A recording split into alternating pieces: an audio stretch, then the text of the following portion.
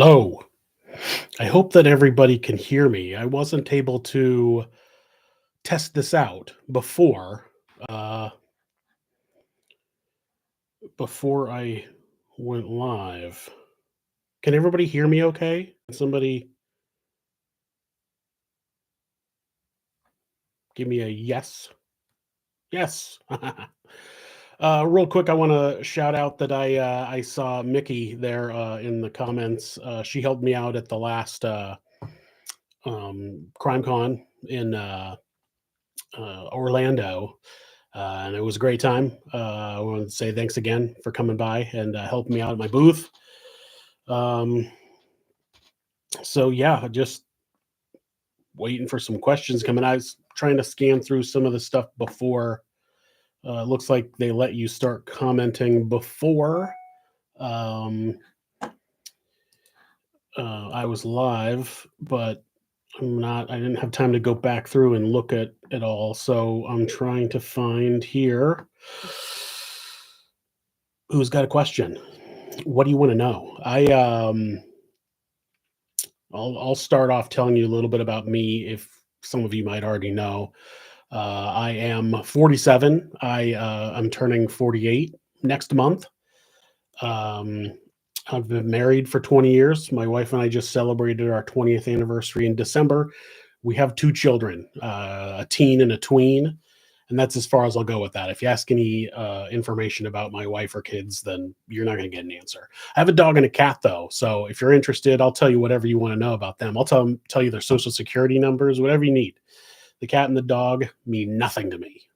No, I'm kidding. They're both great. We're the same age.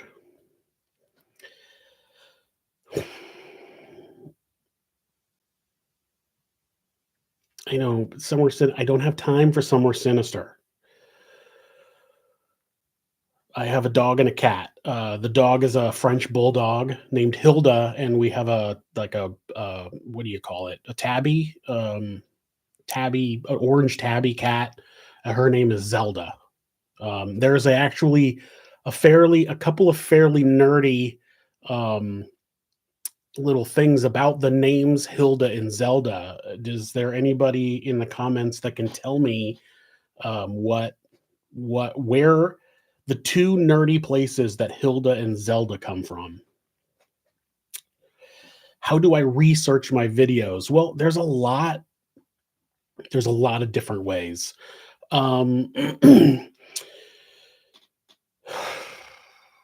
First, it's obviously internet articles. It depends on the case. So there are some cases where I will actually go online to the county, either like the county courthouse or the county sheriff's office or the police department in general of that city.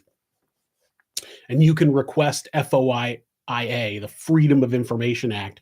You can request documents. So I will ask for if there's any recorded interviews with the suspect or other people involved, and if there's reports filed, or if there's even sometimes transcripts of those interviews, and pictures from like evidence and stuff like that. I'd say the success rate, I need to turn my emails off. They're going to keep dinging at me. I would say the success rate of getting something from those places is like 30, 40%. Even though it's supposed to be Freedom of Information Act or whatever, a lot of places, a lot of police departments and sheriff's departments and stuff, they don't like giving it over. And so they'll come up with reasons. They'll be like, oh, we can't hand this over for one reason or another. I mean, obviously, if it's still an active case, they can't. But I don't generally cover active cases. I want the person to have been convicted and proven that they're a monster before I call them that. It's legally it's helpful. But so normally the cases are closed, but sometimes they're stubborn. I've gotten a few good ones. I think the Stephen Williams stuff I posted online, A lot of times, if I post a case and it's got a lot of interrogation footage and pictures, that's why. And then sometimes if I post the full interrogation because I haven't seen it anywhere else online, it's because I got it directly from them. Then after that, of course, there's books and documentaries. I try not to watch a lot of documentary TV shows because they're, I don't know, sometimes they're a little more susceptible to like dramatizing things, and so I'm never sure what's entirely accurate. Generally, if somebody's written a true crime book about the case, that those are good sources. And then, of course, there's, like newspapers.com. You just dig into all the old newspaper records and reporting. And again, those are the things that have to be more like cross-checked more so because this article will report that this happened and this article will report that this happened, and you don't know which one's which. But so it takes some time, but I've gotten really good at just kind of sorting through them pretty quickly and getting through that. Hold on, let me go back and see. All right, somebody said Sabrina the Teenage Witch, which is true. Sabrina the Teenage Witch's aunts' names were Hilda and Zelda, but there's also another.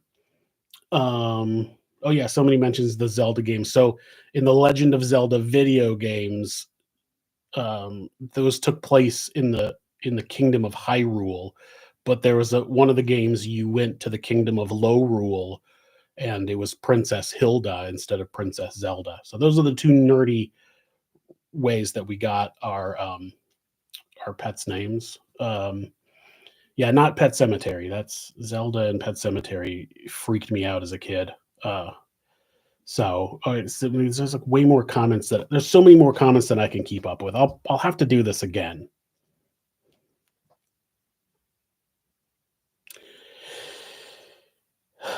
Somebody says, welcome to the Netherlands. We live in the Netherlands now. We lived in Washington State, and then we lived in California for a little while. I was actually born in California. I was born in Long Beach. When I was 7, we moved up to Western Washington, and I lived there most of my life. Then the last year before we moved to the Netherlands, we moved down to Southern California because the buddy of mine who I worked on Somewhere Sinister with before he had to quit also lived down there. We got a lot of cool stuff done.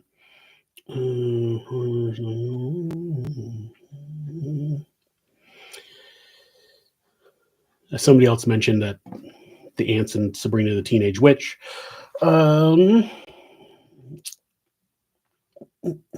Southwest Washington. Yeah, I grew up in Bremerton. It was a little kind of Navy town that I think is much better now, but it sucked when I grew up. There was nothing there.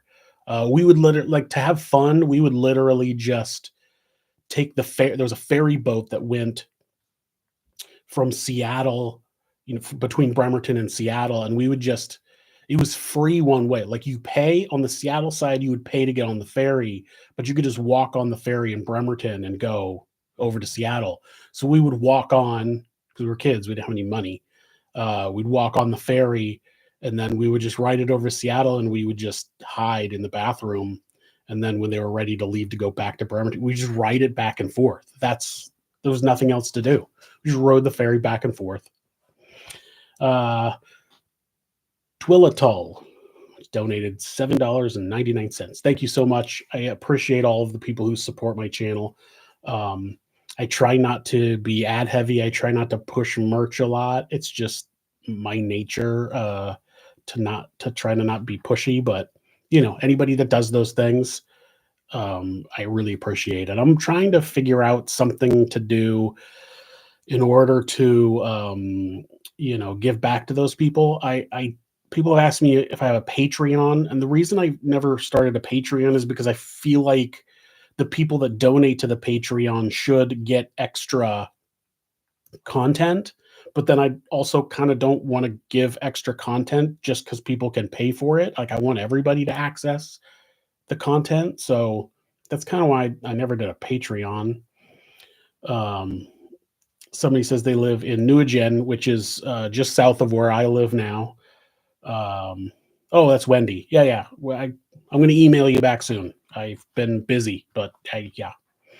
There's some stuff going on here in the Netherlands soon. They have actually the world's biggest record and CD like event is in Den Bosch, south of us, twice a year, and I've been meaning to go. So I was asking around to see if there's anybody else that lives close to me or in Netherlands in general. It's not a big country, who was thinking about going, is into records and that vinyl and that kind of stuff. Who wants to go to that this year? It's on. I actually just wrote it down. April 12th and 13th this year. So I was planning on going to that. It's like $25 to go, and it's like a huge event. Well, hold on, I missed it. Eclipse. B-Boy Eclipse. It's a good name. $3 just donated. Thank you so much. I want to. Oh wow. What is this? This is 249. Is that dollars or is that a different? It's usually it shows if it's a different. It's not going to tell me if it's a different type of currency. Like it has a pound sign on. Oops. This is the first time I'm ever doing this, so you'll have to forgive my terrible. So dollars, and there's a new Scout. I'm sorry, Scout November. It doesn't tell. It's not even showing me their whole name. Oh, here. Oh, Scout November Light, £4.99. So this is a Rick Robin. I don't know how to pronounce your last name. Rick Robin Cagnon or Sagnon, one or the other. 250, but I'm not sure what that currency is. So both of you appreciate it. So yeah, it's somebody's asking if we enjoy it here in the Netherlands. We do a lot. It's great. I think the biggest thing for me is that it's just super peaceful. I still listen to a radio show from back in Seattle. I just download the podcast and listen to it the next day. And they were just like going over some story about how some like neighbor somebody bought a house, they moved in, and the neighbor next door got mad at them about something. And they just started like, they'd go out naked in the middle of the night and flip off their security camera. And they like started like a fire in a metal bin, and they were like waving the like embers over, like trying to light their house on fire. It's just like crazy, like, people are in each other's business. It feels like in the US, which just isn't a thing here. People are just kind of like mind their own business. So it just seems a little more relaxed and peaceful, and that's been nice. Like it's a little less stress, which is great.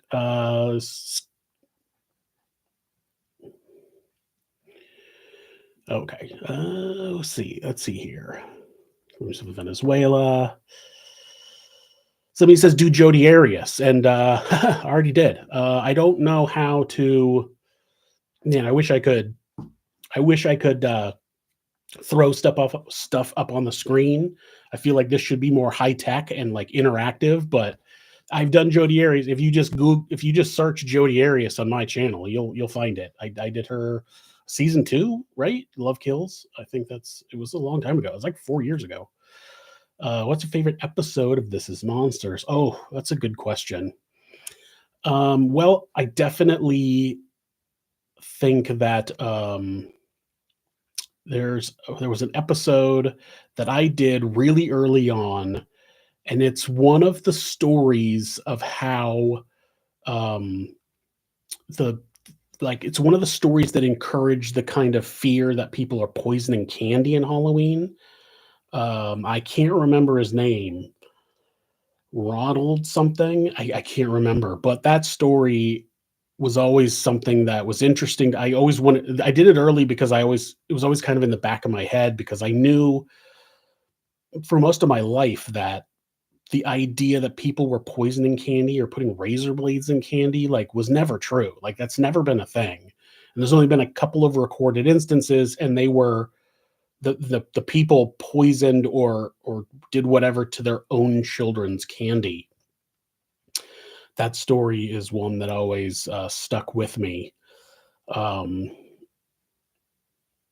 did I get into true crime? I just kind of fell into it. I never so I think so this is one thing that I think a lot of people incorrectly believe is that like people say like this channel did this, or like they'll reference in comments to like as if I know who some other channels are. Like I don't watch YouTube. Like I don't really watch anything on YouTube. I don't watch true crime videos.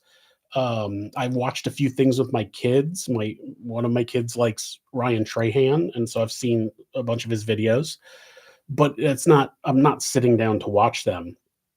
I've never been somebody that really was like, I'm going to watch a bunch of YouTube. I worked in construction management, and I have family members in my past, my father, his father, who were not great people. And I was just really interested and I kind of that family line where I could have turned out to be just another douchebag in a line of douchebags. And I feel like I didn't. My father was a horrible parent, and I feel like I'm a pretty good parent. I'm biased, but uh, so I just kind of got interested in like the way the way people become who they are, why people become criminals, and that's why the show focuses on the criminal instead of a lot of true crime shows they focus on the victim, which I'm not. I mean, a lot of my shows, I still talk a lot about the victim, but I always been more interested in the criminal because I want to know how they became that way. If they had kids, if they didn't turn out that way, it just was always interesting to me. So I started writing a blog, um, and while I was working, and then I was like, when podcasts started getting bigger, I was like, I'll start a podcast. I did a lot of music when I was younger, so I'm familiar with recording equipment, microphones, and that kind of stuff. I was like, well, I could do a podcast. I can record my voice. I'm not I got a face for radio. I've never been like I should be on camera. And I'm not I don't. I'm an introvert. I don't necessarily usually want the spotlight. So I I did started doing a podcast, and somebody was just like, you should just upload the audio to a YouTube channel as well. People will listen to it there. So I was like, all right. And that's when because I always introduce the shows like this is Monsters. And so instead of but the podcast was just called Monsters. That's why I say this is Monsters, because the podcast started, it was called Monsters. But when I made the YouTube channel, I was like, well, if you search monsters, you're going to get a whole bunch of stuff. So I need to make it more original. So I just called it This is Monsters. And the first season was just like a little waveform with the audio. And the second season, I started adding pictures. And then I just kind of became a YouTuber. But I don't like, I just don't, it's not my thing to watch. Like, I don't care. I mean, I think YouTube is great. There's a lot of people that are able to do something that they and make a living doing something that they enjoy. It just never been a big interest to me. And that's the other thing is I was like, I don't know if another channel has recently covered a case. Like because I have themed seasons. So I'm like, I got to figure out what theme I'm going to do and then have enough episodes, find all the episodes that fit that theme that interest me. And it's all just about what interests me. Like I want to learn more about this case. So I'll research it and do a video about it. That's why I have no interest in doing an episode about Chris Watts, and I have no interest in doing an episode about Ted Bundy, because there's nothing I need to learn about those, and I don't think there's anything I can add to those cases.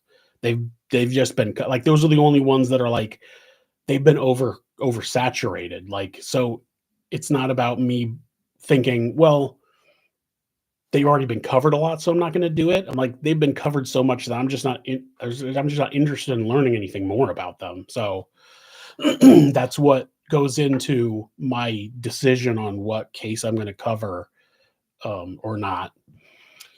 So ultimately, I ended up falling into doing YouTube, and I've appeared on camera here and there. Again, not because I'm like, I think I should be on camera. It's because there's a lot of things going on with YouTube about AI, and I'm just trying different things to be like, hey, look, it's really me. I mean, I still get comment. I think I got a comment today that was like, oh, this is AI generated narration. I'm like, it's not. This is me. I'm talking right now. Like, you know, I could start narrating one of the episodes right now. This is monsters. I cannot get, and I made a video on my vlog, my personal vlog about this. I tried to get, because I have a program that I use to generate subtitles. So if it's not written by me, like I have a clip of someone's interrogation, I can put that audio in this program and it'll generate the subtitles, and then I can go check them and make sure they're good. That program also has the ability for me to put my recordings of myself in there, and I can type something in and make myself say it like AI. It doesn't sound right. There's no way that I can get it to say, "This is monster." It's like, "This is monsters." It's just not, it doesn't sound right. So, if you ever hear "This is monsters," you'll know that I switched to AI narration, but you're not going to. I got a couple more donations of it. So, AKH, I see you. I see a dollar, pound 99. I just want to double check, make sure. I think that's it though. Yeah. So thank you so much. So that was long, and that's the way it works. I will ramble on for quite some time. Maybe I'll do this. I'll try to do this more often. Voice is very calming. You should. I need you to. I'm going to give you my wife's phone number. I need you to call her and tell her that my voice is very calming, and she should listen to me more. Is there a story that I started? There's a couple of stories that I was going to start and then didn't continue on, and it was because it's almost like I can't remember the exact ones. Like I've, I mean, I've done like 400 videos, and I've researched so many cases that I am, I can't keep track of them all. But a good example is, and I can't even remember her name, Andrea Yates. Like I did obviously a first season was filicide. Andrea Yates would have fit in there, but then it wasn't clear exactly what caused her to do what she did, and I didn't know. I didn't know. I just decided not to. I mean, I think I started writing an intro, and I was just like, I don't know, like she seemed like she should have been able to get some help and have not done this, and I just didn't feel comfortable. It was like, I don't know. So I stopped.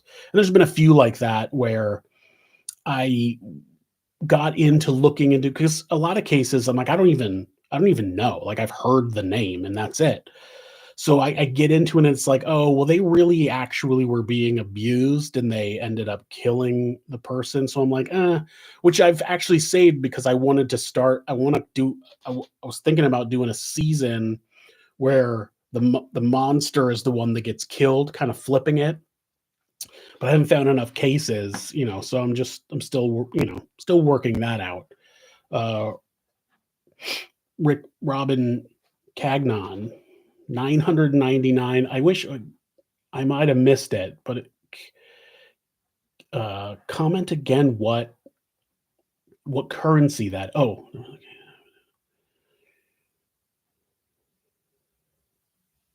it's just telling me about a case. I'll try to get back to these and jot these suggestions coming in as well. I will try to go back and jot them down. But I mean, you guys can see obviously they're coming in pretty fast. So, and then Andy Beep Beep, $10. Well, there's an A. Is that Australian? That might be Australian dollars. And then Valencia's mom, $4.99. Tell Valencia I said hi. Anyway, let's see. Yeah, there's some people commenting about Andrea Yates. I was just like, it just seemed like there was so much unknown going on. And I actually think they've done more. I think since then, even since I stopped working on that episode, I think they made a decision where she was transferred and she was like downgraded because it was like not entirely her. So, but yeah, it's oh, okay. I don't know. There's a little A. Oh, I don't know what the A in front of the dollar sign means.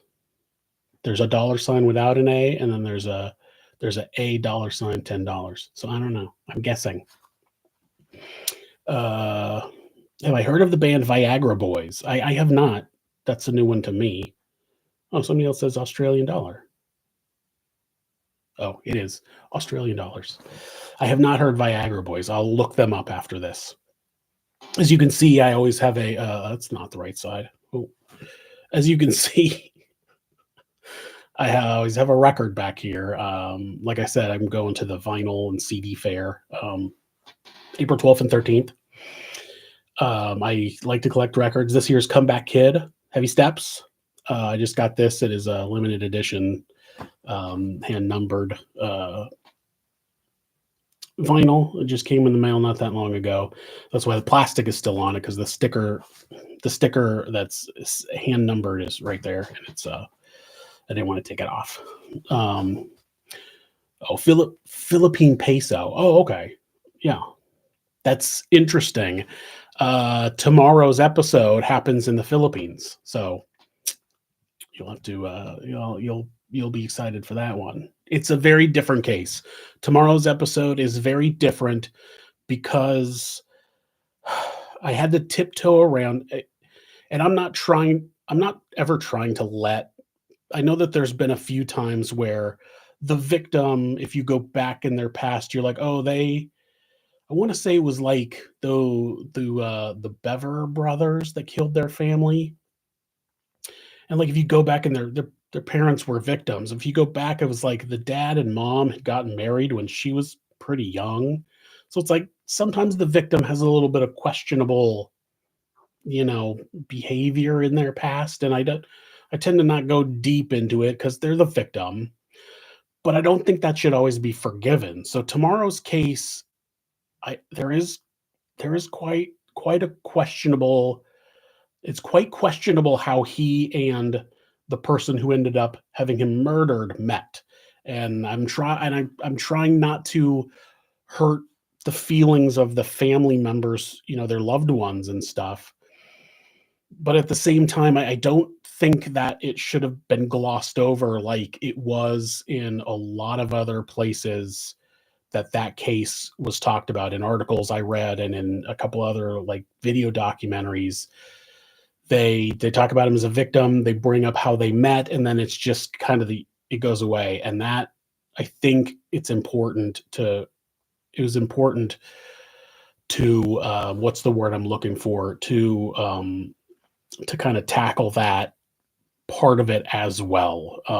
So the victim doesn't always have to be perfect, but he was still a victim. So we go here. We got potato 99, $5. What cases have bothered or stuck with me the most?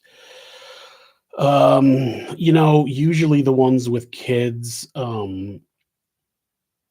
The first season, was hard, but I really wanted to do episodes. The reason I started with a theme was because I wanted to. I figured people who killed their own kids they're the worst people. That group's at the top of the list, and I really wanted to like work on some cases that really made me feel something. To really, I felt like that needed, I needed that. I might need that to make the show, to give that show a little more, be interesting, that emotional edge. I hadn't done it, but it was new, so I was trying to figure out what the best way to do it. So I was like, I'm going to pick these really horrible people that killed their own kids. I have children. I had kids by then, so that's something that really sticks with me. Especially like Samantha Key match was one that was in the first season, or no? Yeah, she really stuck with me. Her interview after she was in prison, just her level of not understanding why what she did was wrong just got to me. And there was another one. It was oh man, it was again from the early season. I gotta look it up now because the little kid looked like, at the time, the kid that was killed really looked like one of my kids. And I think I paused. I got up from what I was doing, and um I went into the living room, wherever my wife was, and I was just like, I need a minute. I need to just take a break because it just got to me. Um,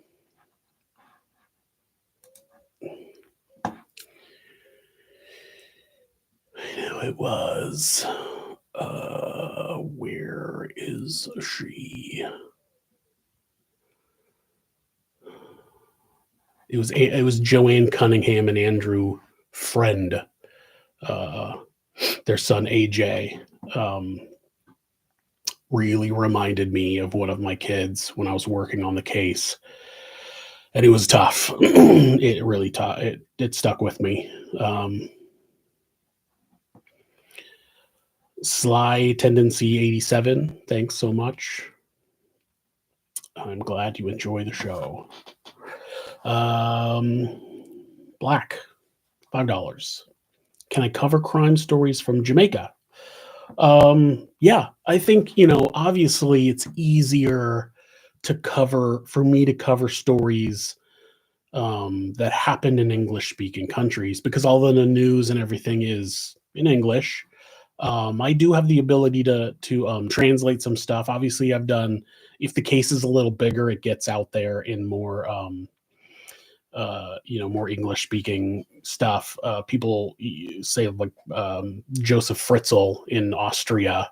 There's books about that case and they're written in English. Documentaries about the case that are in English. So it's that's why I grabbed it. And obviously, I'm from the U.S. I'm the most familiar with that country. So. But yeah, I do. Like I said, I got the Philippines coming up tomorrow, and yeah, maybe I should try to at least do a season of maybe more exotic locales. But again, I'll go back through these and try to jot down the suggestions. So I'll jot down Jamaica. If you have any suggestions of a specific case, definitely leave them here because, like I said, I'm going to go through and jot down some suggestions. So yeah, let's see.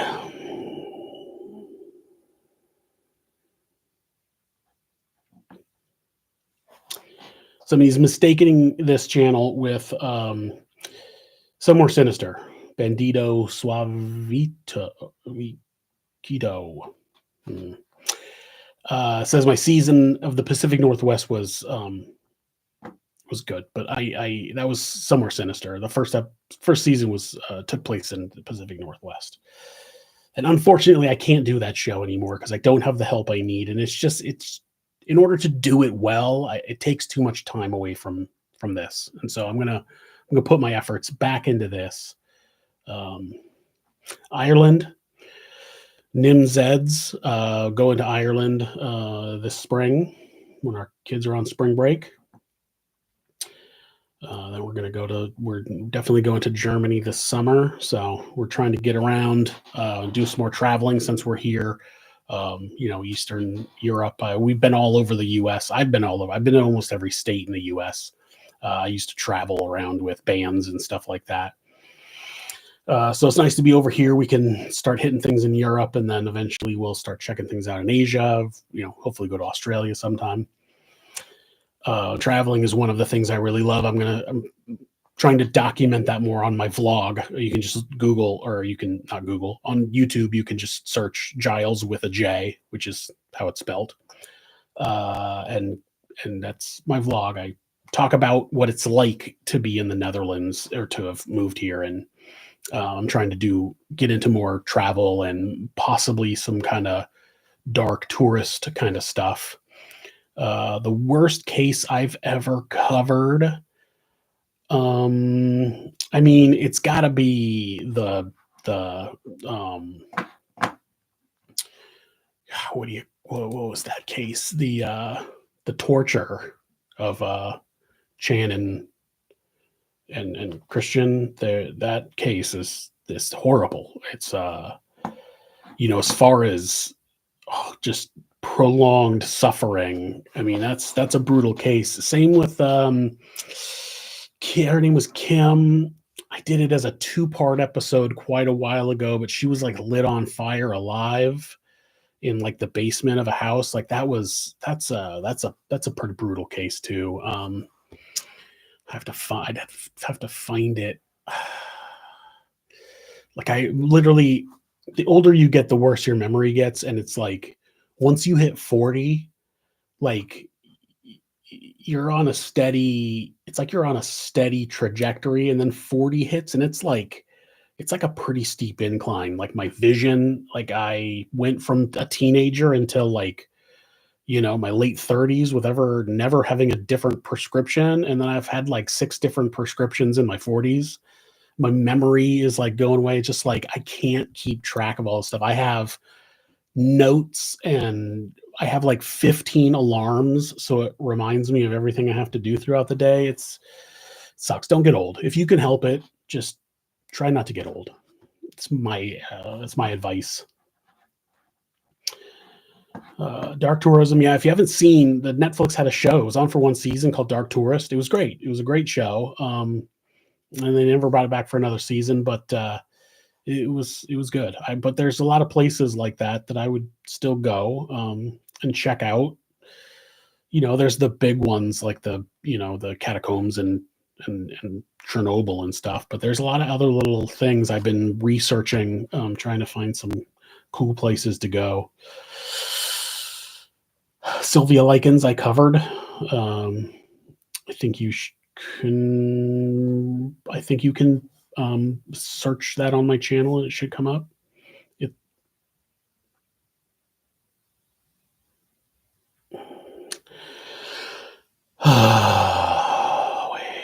Yeah, I got 2 more years. 50.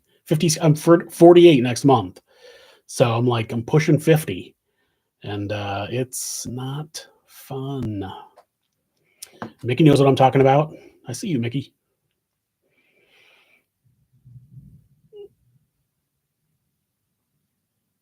Would I do something live on any upcoming cases? That's a good question. I mean, like I said, I tried to. Yeah, Kim. Wait. Kim Antonakis is the victim of the case I'm talking about. Yeah, I try. So and I didn't always, but I try to cover cases of people who have been convicted, or obviously if they die.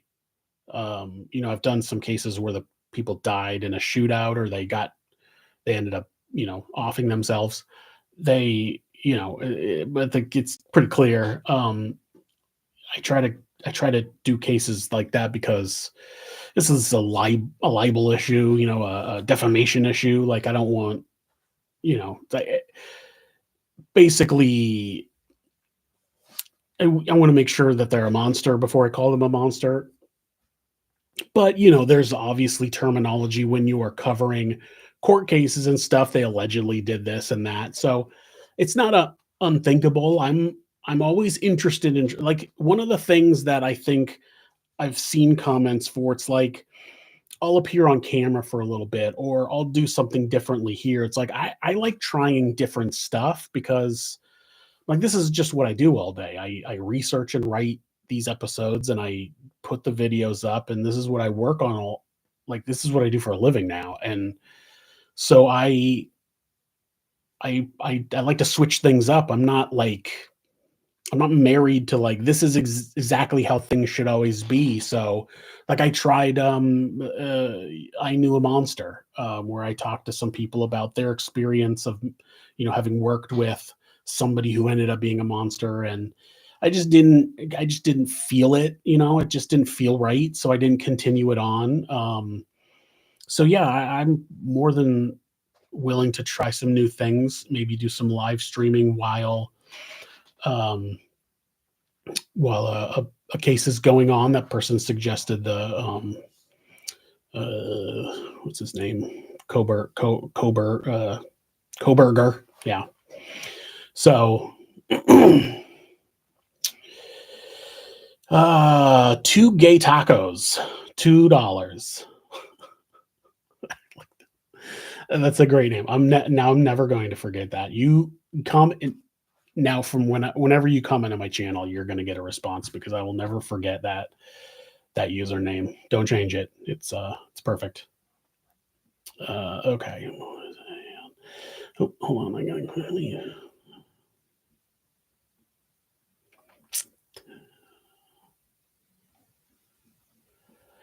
Is punk music less anti-establishment? I don't know. I don't get into all that. I think the music goes in my ear hole and makes me feel good, and then I'm cool with it.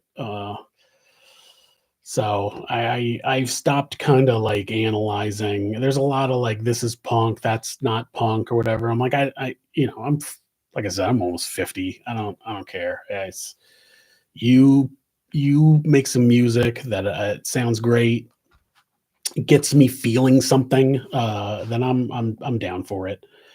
Spicy burrito, $5.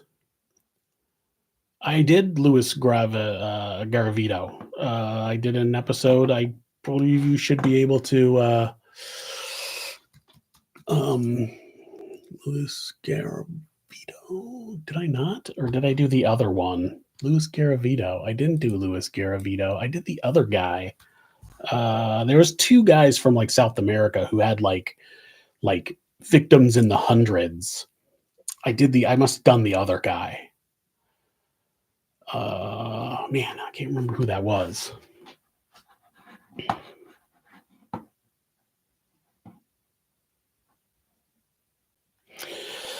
Has the YouTube censorship affected my channel over the years? I've done a lot of things to try to make sure I don't get affected by that stuff ahead of time. I have never been I've never been like banned, or you know what I mean? Like I've never had it negative. I have some videos that are what's called uh they're limited monetization or whatever, where it's like, oh, some advertisers might not be happy with the subject of this video, but that's about it. So it's either I have full monetization and occasionally I have limited monetization. The thing that affects me the most is if they hear me talk about somebody taking an action that would cause the ending of a life that happens to be their own. The word that you put together, or even like a couple of words that you put together to describe that better than I just did. If they hear that word in an episode, they will make the video 18 and over. And so that drastically drops the views, because in order to watch the video, you have to click on a thing that says, I'm 18. And you can only click on that if you're signed into an account, because otherwise they can't verify if you're 18. So like my kid has a Google account and he wouldn't be able to click on it because his Google account knows his age. It knows he's not 21 or 18 or whatever the age is. So a lot of people watch not logged in, and then I've heard it also doesn't work on a TV. So if you're watching YouTube on your TV, that button's not there. It just like doesn't work. So my views will be a lot lower on a video that has a age restriction on it. So I try to not use those words. You'll notice that I have censored them out. Just cut the little audio out on them because I'm like, you know what I'm saying. Because I also upload the audio as a podcast only, and there, anything goes with the podcast. So it's just the audio is the same. So yeah, but it hasn't been too bad. Alfonso Constanzo, I did an episode about. You should be able to search him and see that. I believe is a two-parter. So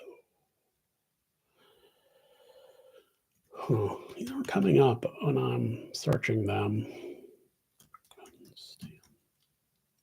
Oh, there it is. Oh, Adolfo Constanzo. Yeah, if you search that on my channel, you get a two-parter. So we got almost 2 hours on that guy.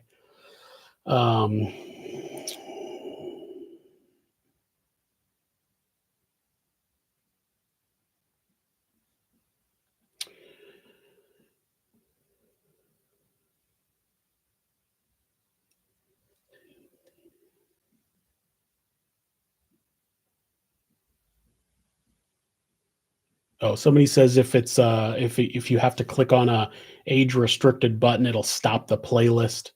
If it's if you're watching videos on a playlist.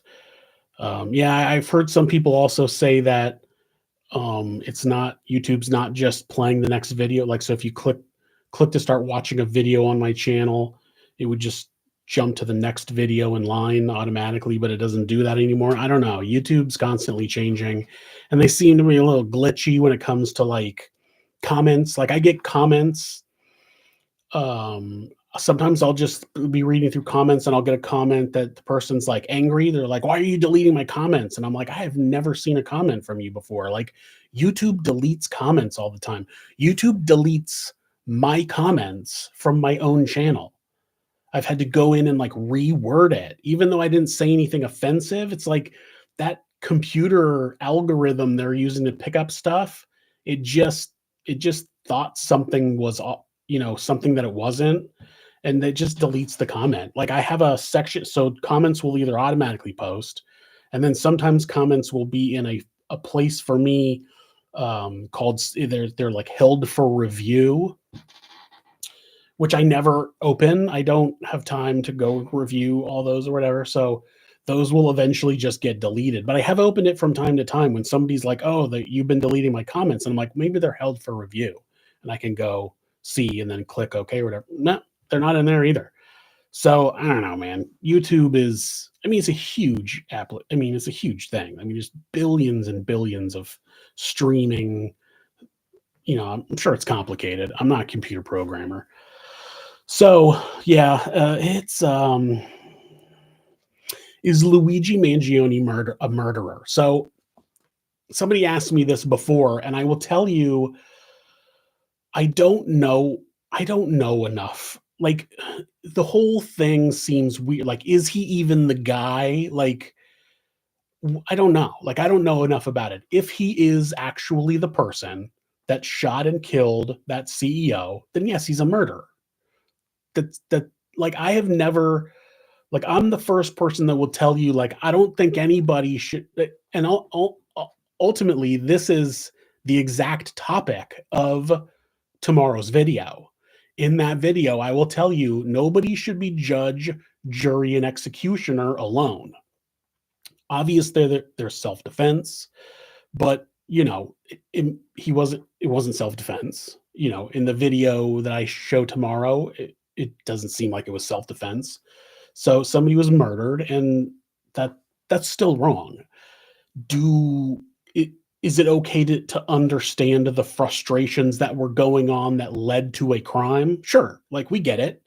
It's one of the reasons we left the US is because of the healthcare industry. Like it's the amount of money we paid was insane to constantly be denied from our insurance.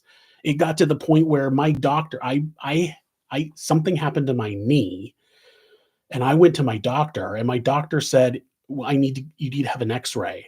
I will call your insurance company, ask if it's okay, and then I'll call and let you know what they say. Like, what? Like, so it's a frustrating situation. But again, nobody should just decide who gets executed and for what. But at the end of the day, I still like can't say anything for sure. Like, and again, this is why I try to cover cases that are where the person's been convicted. So, because then we know, like, they haven't been convicted. Um, some of the things they've released seem weird and don't seem to add up. But again, that happens. Like, so I don't know. Like, he might not be the guy. If he is the guy, then yeah, he killed someone and he shouldn't have. So, and then at the end of the day, the U.S. health insurance industry, they need to change. So there's just a lot going on, and nothing's black and white. There's a lot of gray. So hopefully that gives you whatever you want. But I'm not sure how. I'm interested to see where it goes, though. Obviously.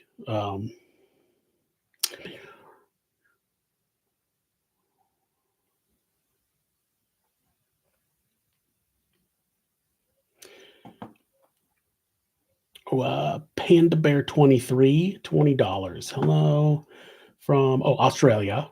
Hold on, I gotta get this thing to stop moving. I'm just checking real quick if people that have donated money, if they have a question, I like to try to answer that.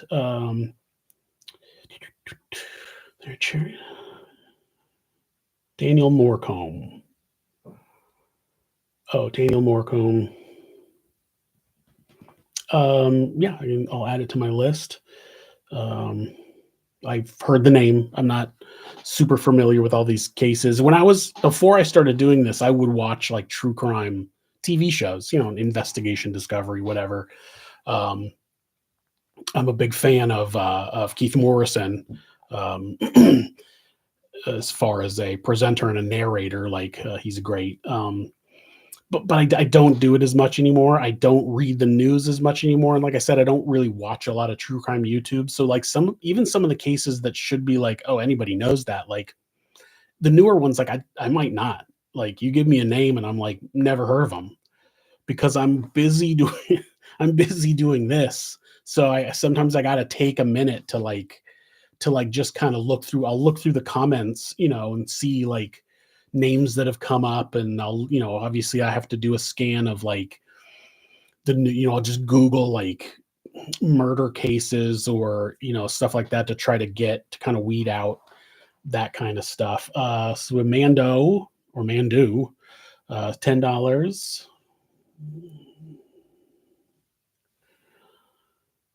Little known monster parole hearings. Interesting. And then Pollyanna Nielsen, 20. What is that? NOK, knock. NOK. It's not North Korea.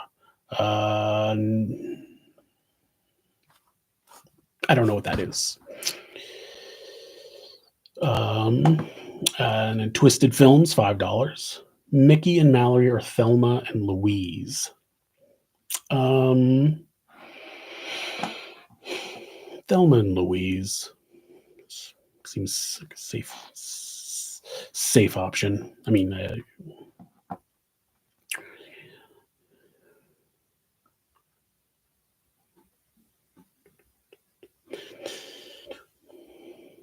Albert Fish. Oh yeah. I think he was on my list of people when I did a season of just, like child killers. If any of you don't know who Albert Fish is, he killed some children.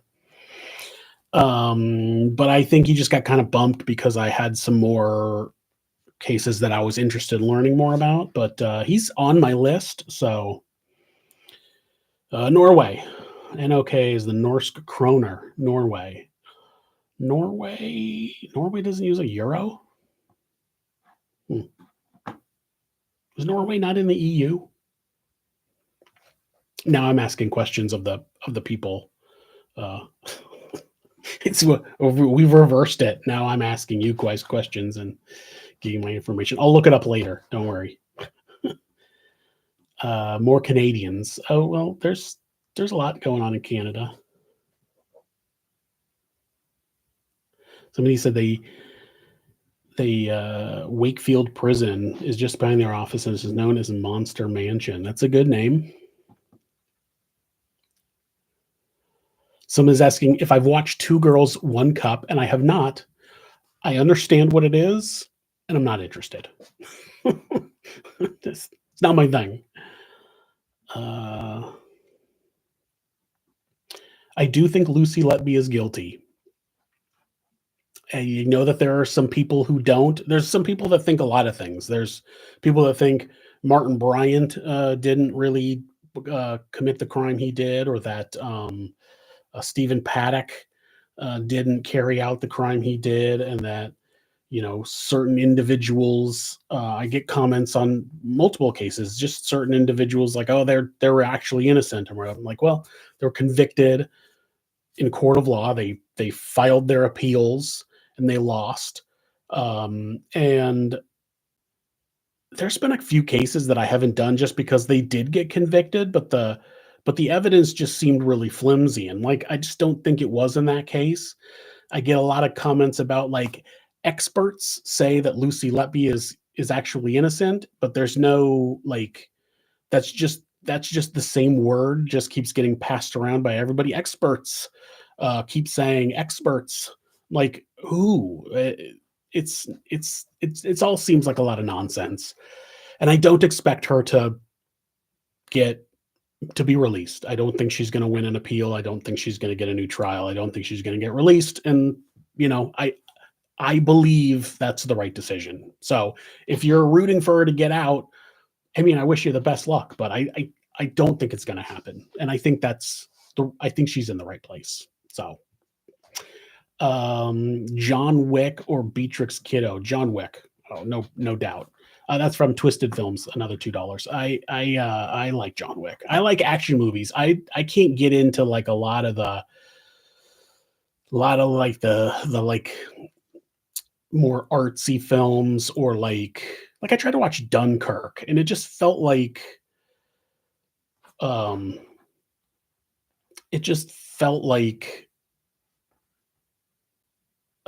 what's his name?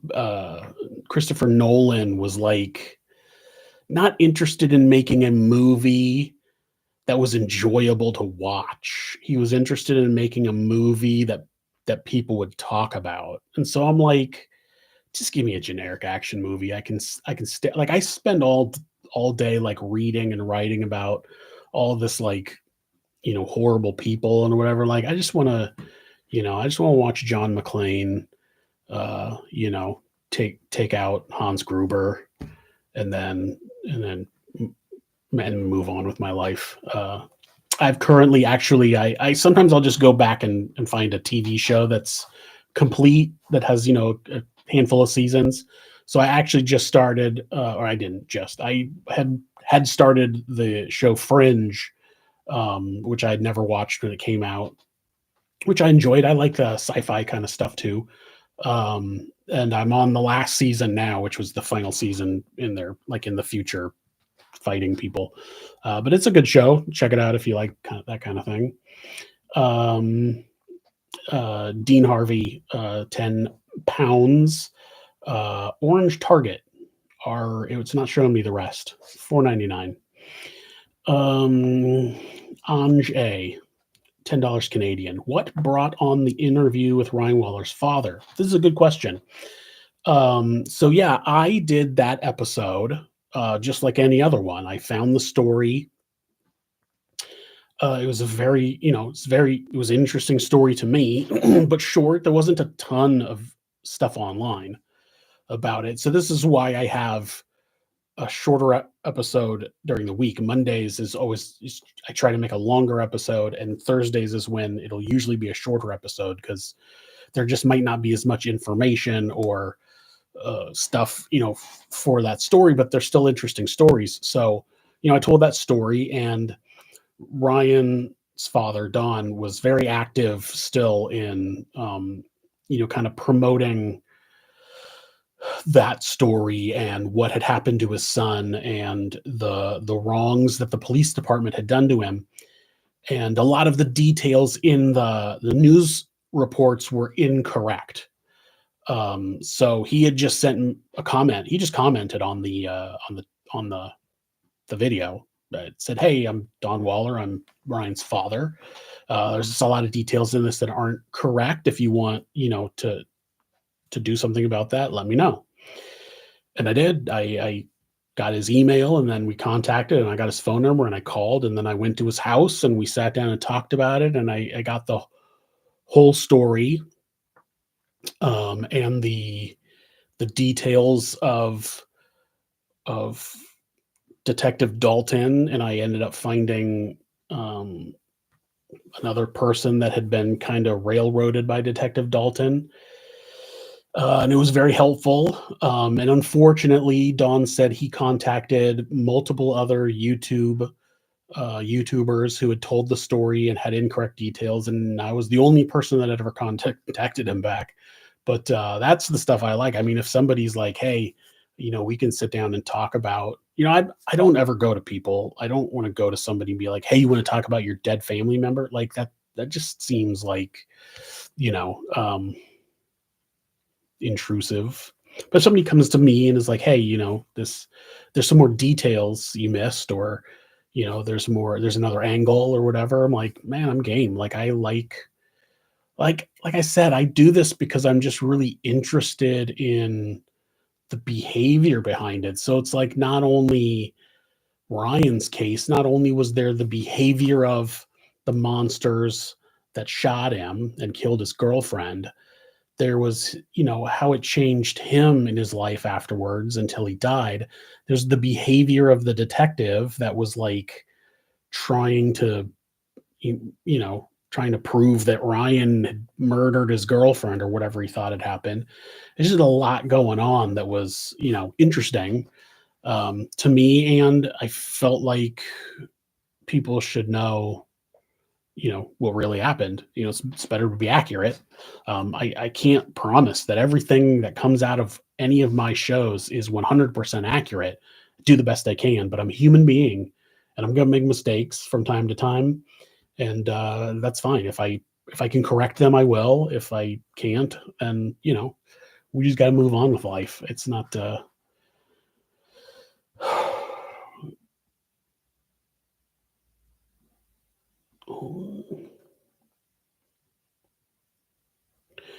Do I think Lisa Montgomery should have been executed?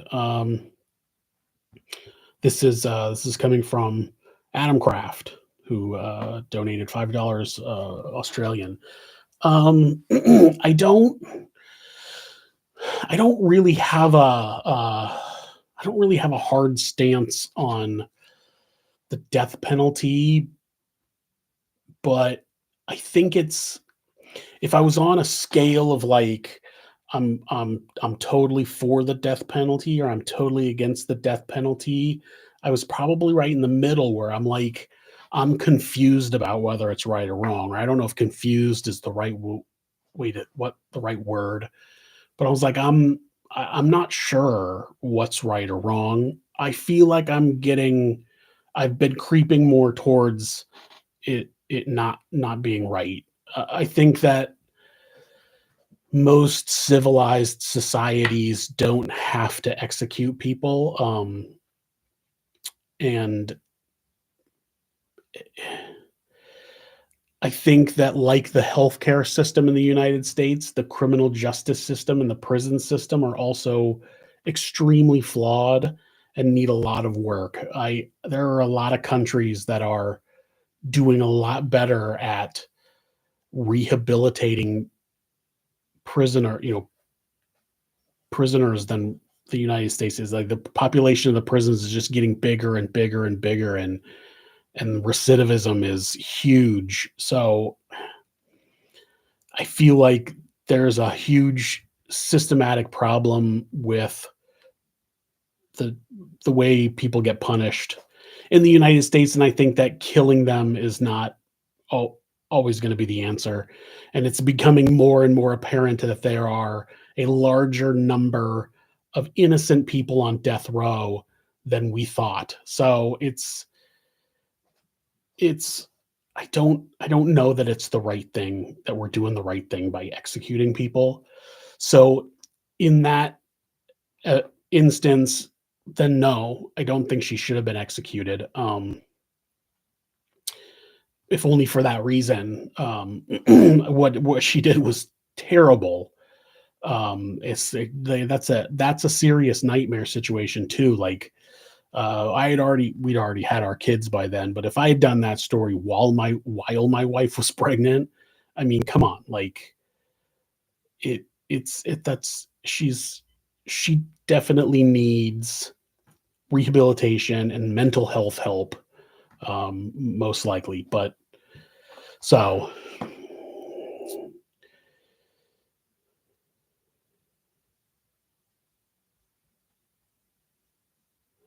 2 gay tacos, yes, $5. I agree. Yeah. Okay.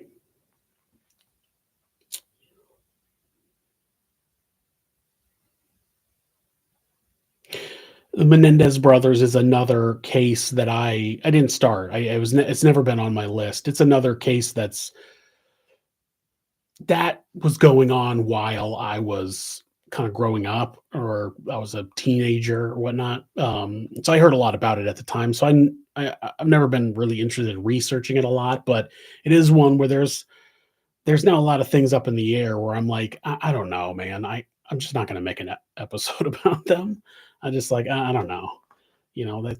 That's fine for me too. I'm just like, it's fine to not have a hard stance on something. I think there are people that are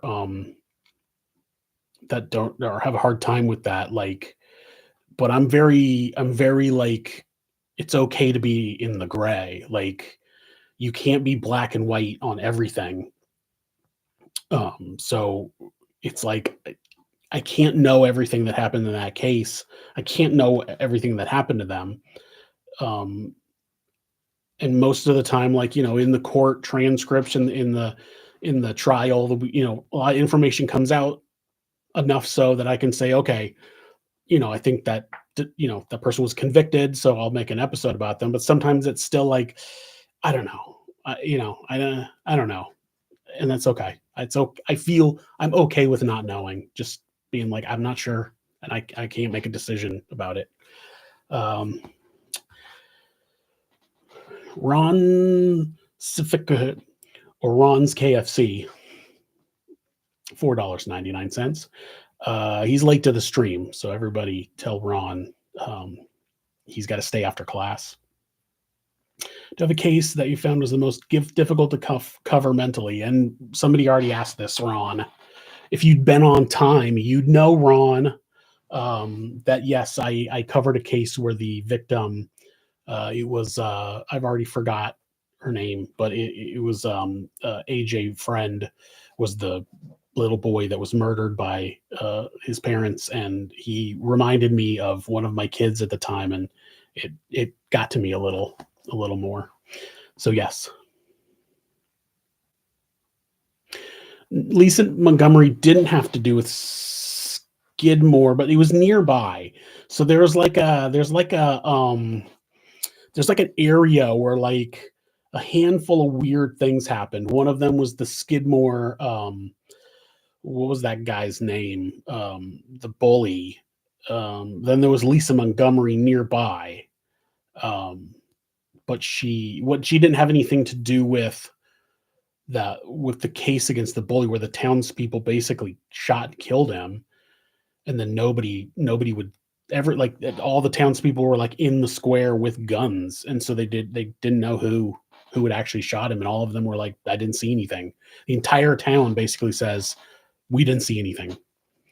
Um, but she wasn't involved in that specific case, but that her case happened near Skidmore.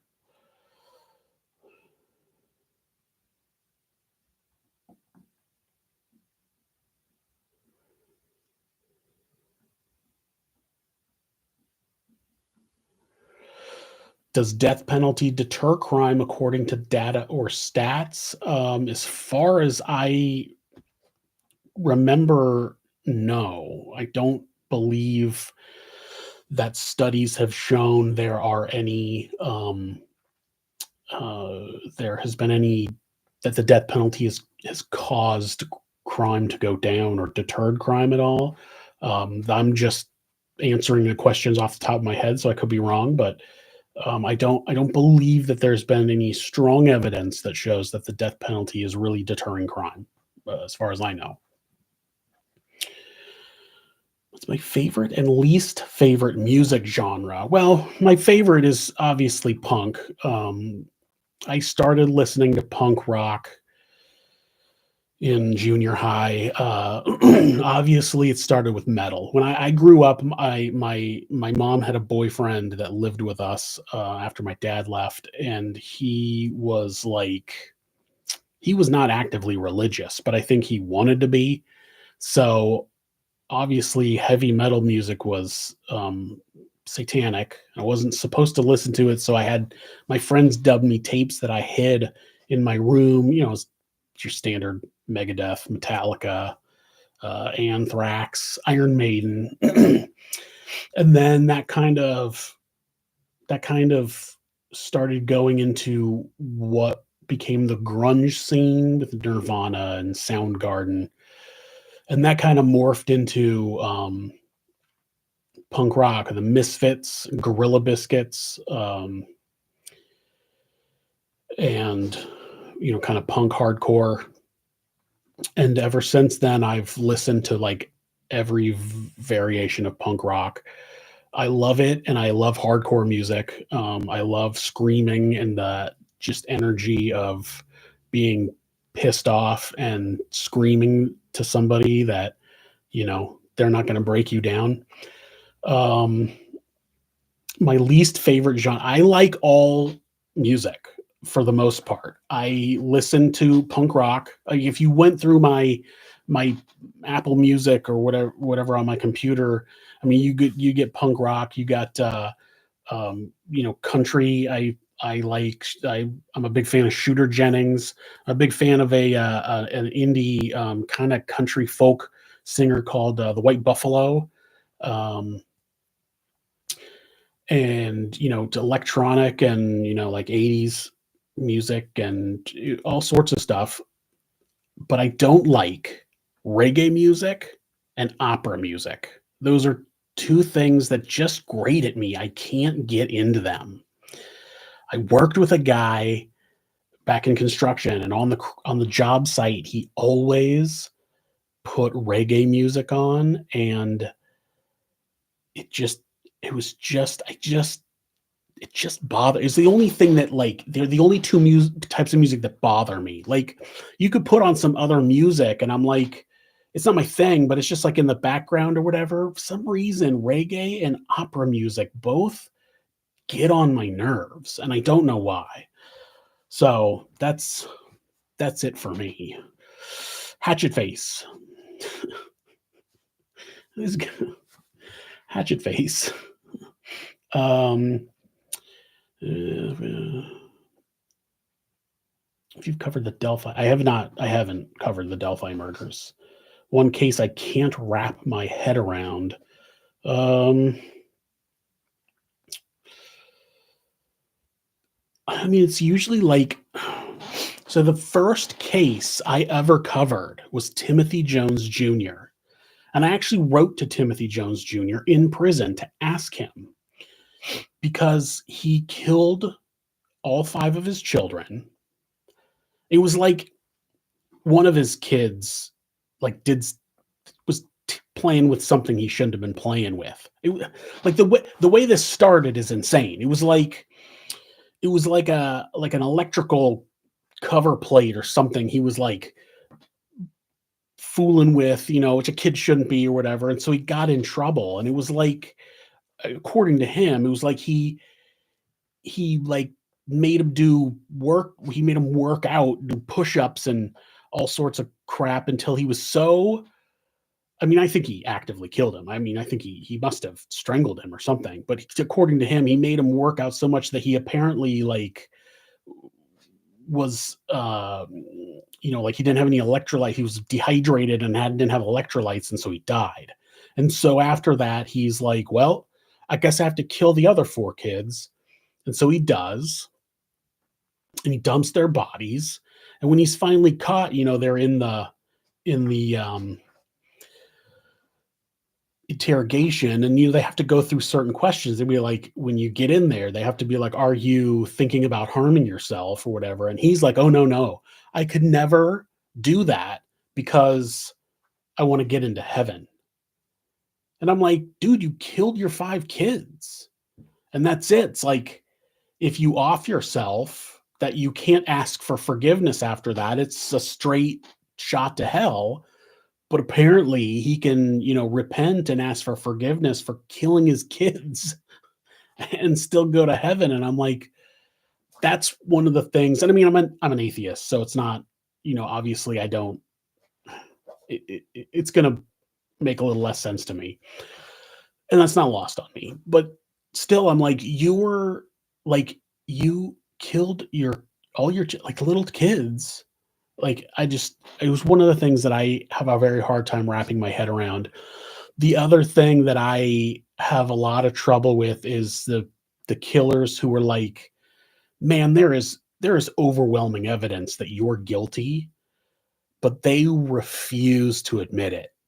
Um, Oh, also Timothy Jones Jr., I wrote to him, but he refused to answer me. I was asking him kind of about like, where does the thought process come from? You want to go to heaven, but you killed your kids or whatever.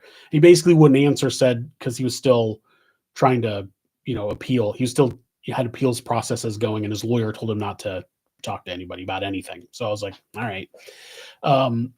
But Christopher Porco, like, he killed his dad. He severely disfigured his mother with an axe because he was lying. He had bought a car on his dad's credit, and he wasn't doing. He was like defrauding his parents out of money, and he was trying to kill them to get out of the situation, and he got caught. And it's like, he's on camera leaving his campus, and he's like, the neighbor sees him pull into his parents' driveway, and then he leaves. He's on camera coming back to his campus. There's like it's just like so many things that were like, you have to have the worst luck in the world for all of these coincidences to have happened and you not to be the killer. And they're just like, they will go to their grave like, no, it wasn't me. I'm just like, all right, man, like, it's your life.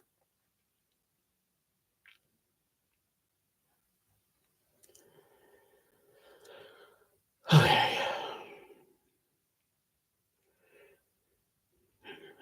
Uh, Kylie H. $10 Australian.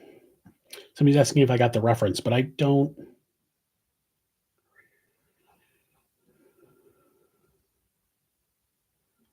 I don't know. I missed it. There's been a case where you felt a little bit sorry for the individual you were talking about. Yeah, I mean, all the time.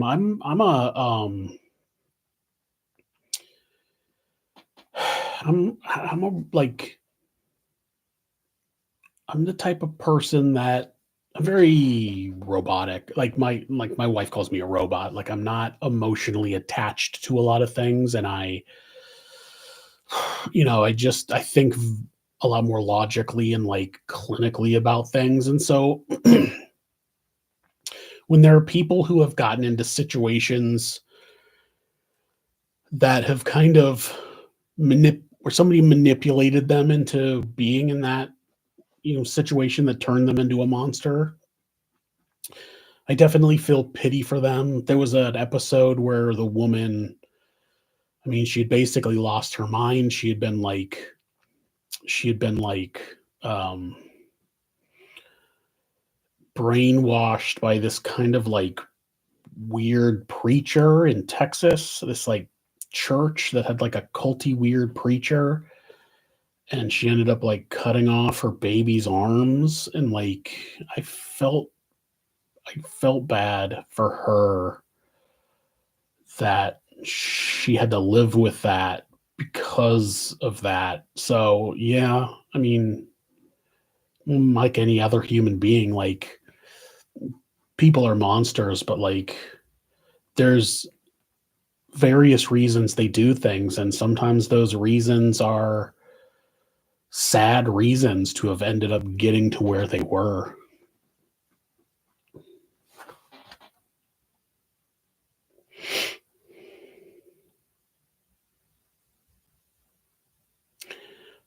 It's 1:20 p.m.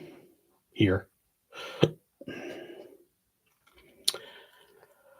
Let's see. Anybody else? Any last minute questions? I'm gonna have to wrap it up in probably in a few minutes. Do I think Scott Peterson is innocent? I don't know enough about the case. I mean, obviously, I know about the Scott Peterson case, but I have never like watched any of the documentaries or anything that talks about the evidence one way or the other. So I don't really know. I don't have the information um, to make a determination if I thought he was innocent or not.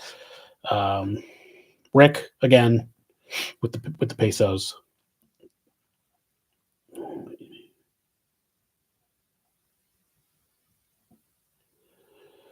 Oh, right. There was an inmate who didn't want to be called a hero because he had killed a cellmate who was a child molester. And tomorrow I talk about people who might have done bad things, even though they're victims. I do talk a little bit about there have been serial killers that have gone out and looked for predators and killed them or whatever. But it's not the right way to go about it.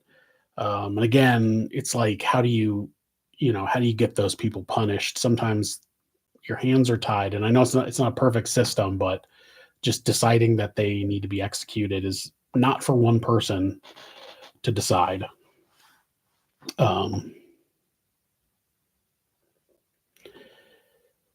Is Luke Mitchell guilty? I don't know who that is. So I'll go back through. I'm going to jot down some suggestions and I will look it up.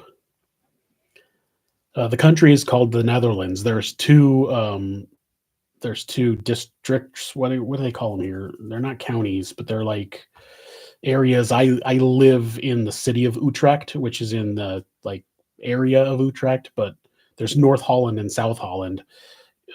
Amsterdam's in North Holland. Rotterdam is in South Holland. But the country itself is called the Netherlands. Though if you come here, a lot of Dutch people will refer to the whole country as Holland. Somebody says that Scott Peterson is guilty, no doubt.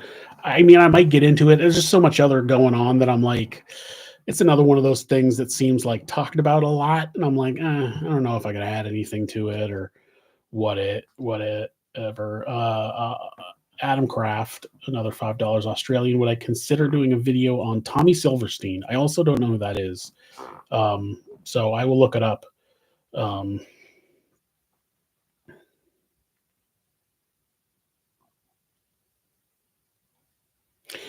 What inspired me to start This Is Monsters? I talked about why I started. I didn't start this as a YouTube channel. So real quickly, just for you, I was just interested because my dad and his dad, and I have people in my past who were horrible people, and horrible parents, and I turned out, I think, to be a decent person. And I found out too that the people in my family, so basically like my dad's grandparents, that family, like they were all really good people. Like it seems like my dad's dad was just like a bad seed, and then my dad followed suit, and then I was like, I could have followed suit, but I didn't. So I was like, why do people turn out the way they do? And I started writing a blog about monsters and why they turned out the way they did, and then that turned into a podcast, which eventually turned into a YouTube channel. I don't know if I would have gone into CSI field. CSI is not like on TV. It's like very boring. As far as I know, I think real CSI, not TV CSI, might be kind of boring. Maybe being a homicide detective would be something I would have ended up enjoying if I'd gone into that at the time, but with hindsight. But I don't know. I'm happy with the way my people I see online. Sometimes people will be like, "Oh, would you rather have $1 million right now, or to go back in time and or I would go back in time with all the knowledge you have now, or whatever." I was like, I don't want to change anything about my life. I am where I'm at, married to who I'm married to. I have the kids I have, and I'm happy. I'm happy that way.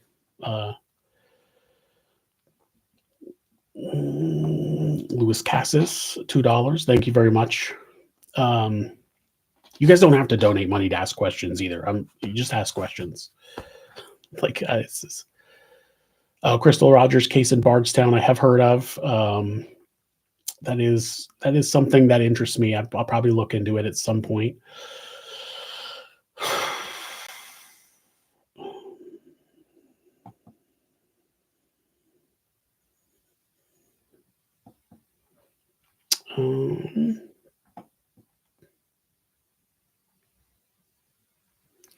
The longest serving isolated prison inmate in the American prison system. That's who Tommy Silverstein is, I'm assuming. I'm correct. Yeah. Oh, well, I still don't know anything about them. I don't know what they did, but I promise you, I'll look it up. I'll jot down all the suggestions, and so let me see here. Okay, we got a few more minutes. I have thoughts on missing Paola Miranda Rosa. I don't know who that is. I think he'll be like, I can't keep up with every case or whatever, right? But I'll take a look at it.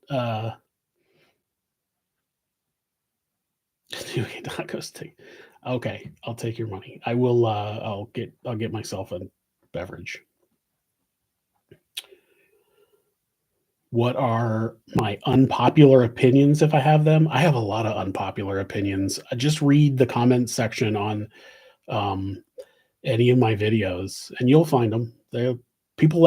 Trust me. People let me know when they think my opinion is unpopular. They don't have any a favorite punk band. Oh God, that's tough because there's so many categories. I think that like the one that has stuck with me and it influenced me the most throughout my life is the Descendants. I generally I just basically have a combined playlist of the Descendants and all together that's on pretty heavy rotation. But the Descendants is probably my favorite. If I had to be like, you're on a deserted island and you can only listen to one band the whole time you're there, I'm like, I'd take the Descendants. Op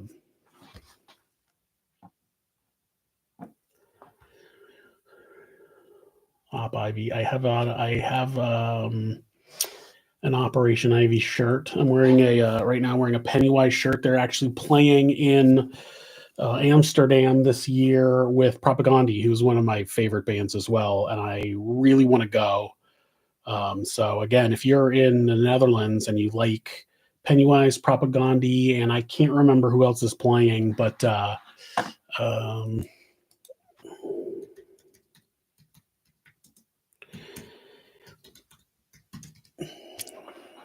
it is. We'll see. Pennywise, Propagandhi, Comeback Kid, who again, what's backwards? Comeback Kid. I got a record right there. And then two bands called the Iron Roses and Dead Pioneer, who I hadn't heard of before. I listened to them. They seem okay. Not really my thing, but Pennywise, Propagandhi, Comeback Kid is on May 28th at the, where's that? Milkweg, I think. And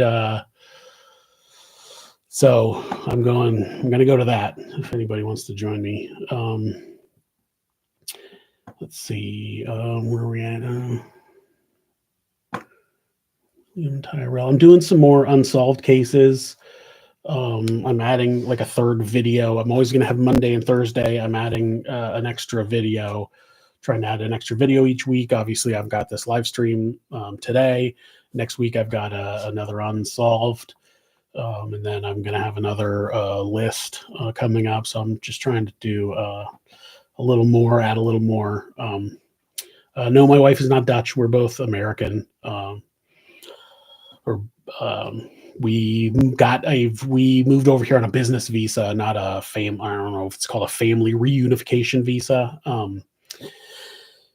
But we came over on a business visa because I'm self-employed. So I started my business here, and the Netherlands has what's called they call it the DAFT. It's the Dutch American Friendship Treaty. So some of the requirements for what type of business you can start here are lifted, and the amount of startup capital you have to have is lowered. So it makes it easier. NoFX is awesome. Keep try to go. All right, I gotta go. Daft Punk is all right. I'm not like in love with them like some people are, but I definitely get down with a little Daft Punk. All right, everybody. It's time to go. I want to thank everybody who donated anything so much. Oh, Sly Tentacles. Oh, Tennessee's Sly Tendencies 87. If there hasn't been any, I've talked to Dawn very infrequently. As time goes on, it gets more and more infrequent. We haven't really heard anything. As far as I know, that detective Dalton, he retired full pension, and then he came back and he's like teaching other people at the academy. So he's suffered no consequences for his shit. All right, well, I'll do this again. I'll try to do this again, maybe next month. And we can go over some more stuff and think of some questions and whatever you want to do. Maybe I'll play you a song on my guitar. Who knows? The options are limitless. I'm also probably going to do this on my vlog as well. That way we can get into more about, my personal life and less about crime cases. More about where we're living and the places I'm going to travel, and me personally, and maybe more punk rock music. So keep an eye on that. Like I said, it's Giles with a J. You can search that and you'll get there. And guys, it's been favorite. Living Color. Living Color is awesome. I love Living Color. Sorry, yeah. Also, I'm a huge hardcore fan. So there's a band called Shai Hulud, and for the longest time, their lead singer is black. So, that's pretty cool. So anyway, yeah, guys, get the fuck out of here. Bye. I love you all.